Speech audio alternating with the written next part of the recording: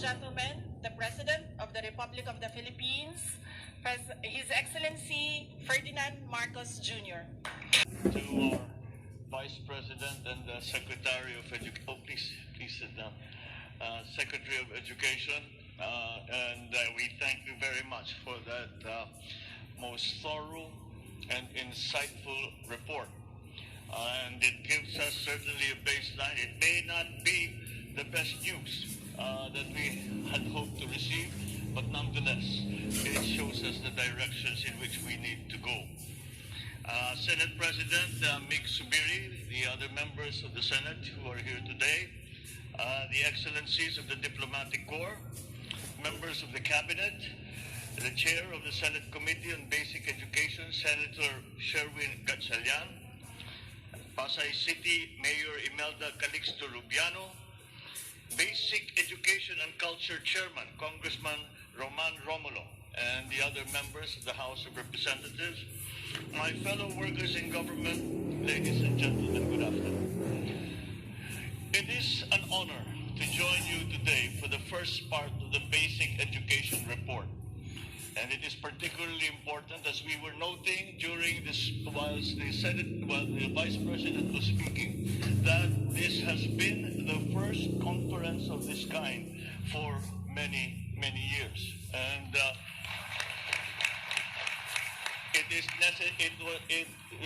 we deem it absolutely necessary that we have such consultations for the simple reason that we all must know the situation that we face and the many problems that we need to solve. And only again by working together can we get that job done. But at least the Department of Education, the Secretary Inday Sara, our Vice President, has provided us with this starting point. And it is now up to us to take that starting point and go from that starting point and to all the programs that we hope to implement in the very near future for our children. I think that if there is one thing that we took from the comments of the Secretary Vice President Inday Sara is that the Filipino is better than this. The children are better than this. And we cannot fail. And that is the main motivation that we should keep in our hearts. We have failed them. We have to admit that. We have failed our children. And let us not keep failing them anymore. Otherwise, we will not allow them to become the great Filipinos that we know they can be. They will not become the great Filipinos that will be recognized not only by their fellow Filipinos, but many people around the world. And thus, it once again reminds us that education is the most valuable service that the government can give to its citizens. If there is nothing else, after preservation of life and limb, education comes next. And with that, with a well-trained populace, with a well-trained and highly experienced workforce, then everything follows. The Philippines will succeed.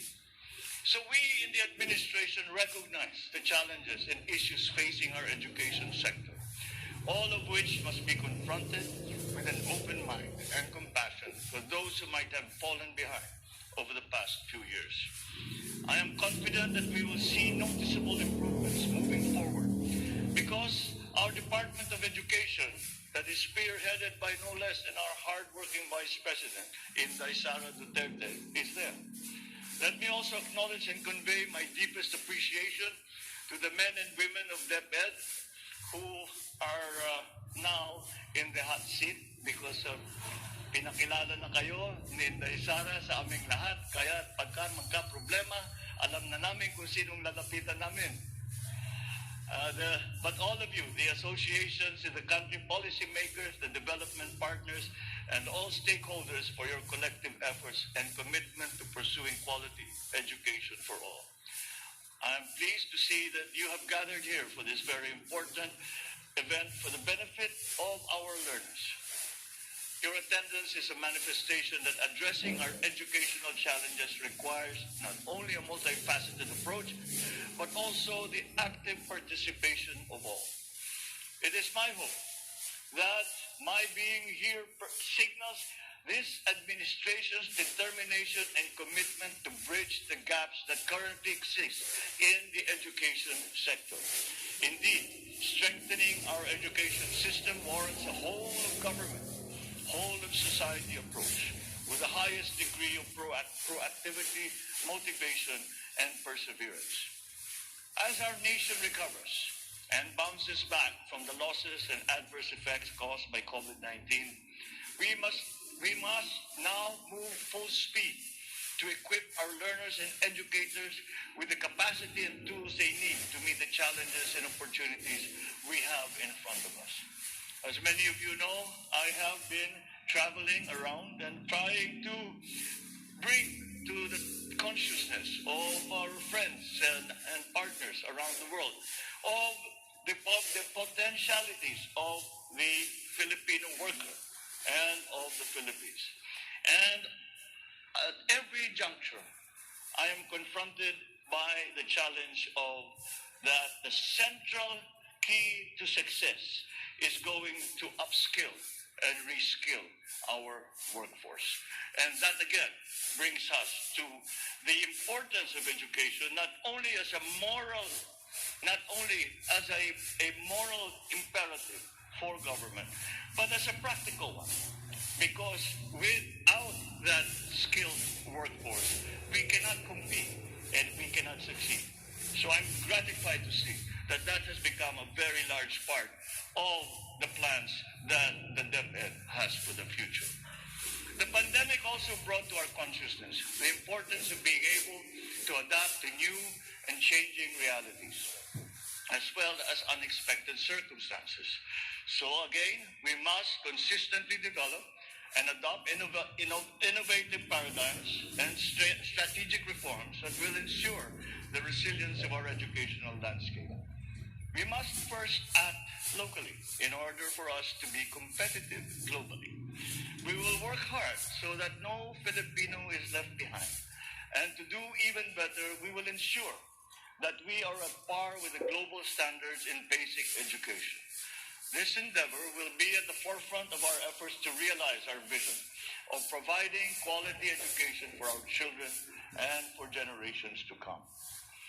I have previously mentioned that this administration will at no point scrimp on investment in our educational sector and in our young learners. And I am here today to reaffirm that commitment. We will build infrastructure.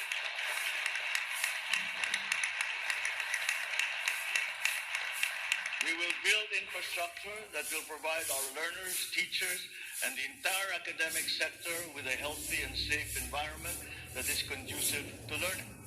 We will also invest in our teachers. As we all know, that is part of our improving our educational system. If you saw the Senate President and myself talking earlier, we are already planning on how we get the school building program off the ground so that these deficiencies that we saw in the report will somehow be mitigated.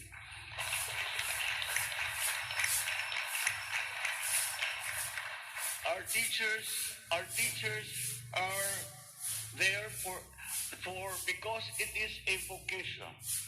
Teachers do not become teachers because it is their job. Teachers do not become teachers because they want to become rich. Teachers become teachers because they have to. It is a vocation, and it is up to us to support them in that effort because they feel the need to educate young people. And we are blessed that we have such teachers, and we should hold them close and do all we can to support them so that they can do to the best of their ability what they have pledged to do. So we invest in our teachers. We will offer them multiple opportunities that meet both their personal and professional needs. We will offer them the support they need in terms of resources, in terms of programs and policies, so that they can effectively perform their roles as teachers and mentors of our children. It is my firm belief that quality teachers yield hardworking, productive, and law-abiding citizens. We will also invest in our learners by giving them the right tools and mechanisms that they need in their day-to-day schooling. Let us take advantage of the new technologies and innovations that will provide them convenience and efficiency in their pursuit of learning. Aside from advancing their academic competencies, it is also imperative that we hone them to become productive and responsible members of our society. Let us embrace the DEPED theme, and a fine one it is. Bansang makabata, batang makabansa. In that way, we can produce young citizens who are not only productive, but also harbor genuine love and passion for our country. That is why I have always been consistent in expressing my full support to the DepEd's plans to take critical, bold, yet sustainable actions that will improve our country's educational sector and address learning challenges. It is something that I have been espousing throughout my entire professional career. And at every position that I have ever held, the very first action I ever took was always to find a way to help our teachers. I know the conditions that they have to work in. I know the difficulties that they have to face, and yet they come to school and look after our children. That is a blessing. So I stand behind you as we come up with a long-term vision and forward-thinking solutions that will benefit our children. I would like to emphasize, however, that government is not able to execute this task alone. As I said earlier, strengthening our education system warrants the support of each one of us that are present here today. All of us have roles to play. We have parts to contribute. And so, let me issue a challenge to you all to become active key players in this effort. Let us join hands and act in unison as we build the best education system that the Philippines has ever seen. We owe it to our children to prioritize their well-being and give them the highest possible quality of education so they may become the innovators and the leaders of tomorrow, not only of the Philippines, but of the world. With our united efforts, I am confident that we will succeed and bring forth a better, brighter, more prosperous future for our children. Maraming salamat po sa inyong lahat at